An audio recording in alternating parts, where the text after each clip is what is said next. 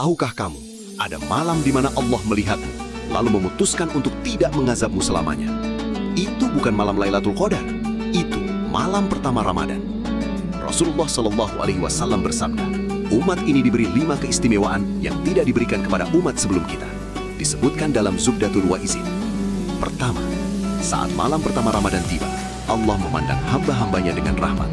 Dan siapa yang dipandang dengan rahmatnya, tidak akan dia azab selamanya.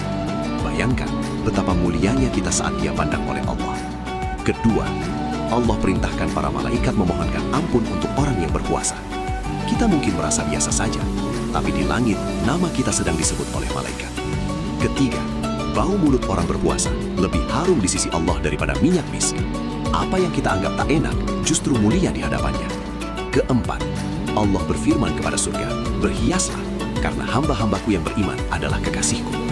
Plot twistnya di sini, kita sering merasa tak pantas masuk surga, tapi Allah menyebut kita kekasihnya.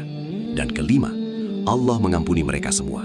Dikuatkan hadis riwayat Abu Hurairah radhiyallahu anhu, Rasulullah Shallallahu Alaihi Wasallam bersabda, siapa yang berpuasa Ramadan karena iman dan mengharap pahala, diampuni dosa-dosanya yang telah lalu.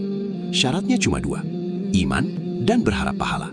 Bukan sempurna, bukan tanpa dosa, tapi datang dengan hati yang percaya. Jangan jalani Ramadan sekedar menahan lapar. Niatkan sungguh-sungguh, perbaiki sholat, perbanyak istighfar, karena bisa jadi ini Ramadan yang menghapus semuanya. Kalau ini menyentuh hatimu, bagikan video ini. Siapa tahu jadi jalan ampunan untuk kita semua. Tahukah kamu, ada malam di mana Allah melihatmu, lalu memutuskan untuk tidak mengazabmu selamanya. Itu bukan malam Lailatul Qadar, itu malam pertama Ramadan. Rasulullah Shallallahu Alaihi Wasallam bersabda, umat ini diberi 5 keistimewaan yang tidak diberikan kepada umat sebelum kita. Disebutkan dalam Zubdatul Wa'izin. Pertama, saat malam pertama Ramadan tiba, Allah memandang hamba-hambanya dengan rahmat. Dan siapa yang dipandang dengan rahmatnya, tidak akan dia azab selamanya. Bayangkan betapa mulianya kita saat dia pandang oleh Allah. Kedua, Allah perintahkan para malaikat memohonkan ampun untuk orang yang berpuasa. Kita mungkin merasa biasa saja, tapi di langit nama kita sedang disebut oleh malaikat. Ketiga, bau mulut orang berpuasa lebih harum di sisi Allah daripada minyak misk. Apa yang kita anggap tak enak justru mulia di hadapannya. Keempat, Allah berfirman kepada surga, berhiaslah karena hamba-hambaku yang beriman adalah kekasihku.